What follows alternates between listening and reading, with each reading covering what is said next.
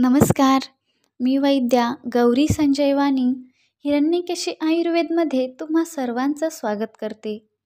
प्रयोजनं चास्य स्वस्थस्य स्वास्थ्यरक्षणं आतुरस्य विकारप्रशमनम. म्हणजेच व्याधिग्रस्त व्यक्तींना व्याधीमुक्त करण्याबरोबरच आयुर्वेदाचे मुख्य प्रयोजन हे निरोगी व्यक्तींचं स्वास्थ्य कायम टिकवून ठेवण्यासाठी सातत्याने प्रयत्न करणे होय. आपण सर्वांनी आपलं आरोग्य नियमित ठेवण्यासाठी दिनचर्या, ऋतुचर्या, त्याचबरोबर ऋतुशोधन म्हणजेच ऋतूनुसार पंचकर्म चिकित्सा करणे या सर्व गोष्टींचा अवलंब आपल्या दैनंदिन जीवनशैलीमध्ये करणं आवश्यक आहे.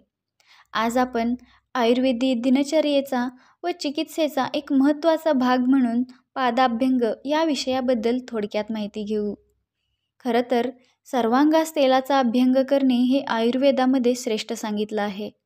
तरीही सर्वांगास तेलाचा मसाज जमत नसेल तर कमीत कमी पादाभ्यंग म्हणजेच पायाच्या तळव्यांना तेलाचा मसाज करणं गरजेचं आहे. आपल्या दिनचर्येचा एक भाग म्हणून हे आवश्यक आहे. पादाभ्यंग करावा कसा? पादाभ्यंग करण्यासाठी तीळ तेल वापरणे श्रेष्ठ आहे. तीळ तेल वापरून तुम्ही हाताने किंवा कास्याच्या वाटीचा उपयोग करून हा मसाज करू शकता. अशा प्रकारे नित्यनियमाने पादाभ्यंग करणे आरोग्यासाठी कसं फलदायी ठरू शकेल याबद्दल जाणून घेऊ. आयुर्वेदानुसार पाय हे तेजाचे म्हणजेच अग्नितत्वाचे सांगितले आहेत. पायाच्या तळव्यांना तेलाने मसाज केल्यामुळे अग्नीचे संदूषण होऊन पचनशक्ती सुधारण्यास मदत होते. म्हणूनच उत्तरोत्तर धातूंची पुष्टी होते व शरीरास बळकटी प्राप्त होते.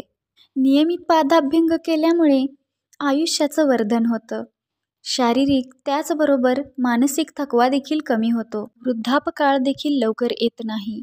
निद्रानाश व अनिद्रा यांसारख्या व्याधीतसुद्धा पादाभ्यंग विशेषत्वाने उपयुक्त ठरतं. शरीरातील रुक्षता कमी होऊन वातव्याधीचं शमन देखील नक्कीच होतं. पादाभ्यंग केल्यामुळे पायाच्या नसांना देखील बळकटी प्राप्त होते. मृद्रसी म्हणजेच सायाटिकासारख्या विकारांमध्ये देखील पादाभ्यंग अत्यंत चांगल्या प्रकारे उपयोगी ठरतं. आचार्य चरकांनी याचा उल्लेख ग्रंथामध्ये केला आहे. पादाभ्यंगाचं मुख्य वैशिष्ट्य म्हणजे पादाभ्यंगामुळे डोळ्यांचं आरोग्य सुधारून आपली दृष्टी सुधारते. आजकाल अगदी लहान मुलांना देखील चष्मा वापरायला लागतोय. हे टाळण्यासाठी पादाभ्यंगाची नक्कीच मदत होते.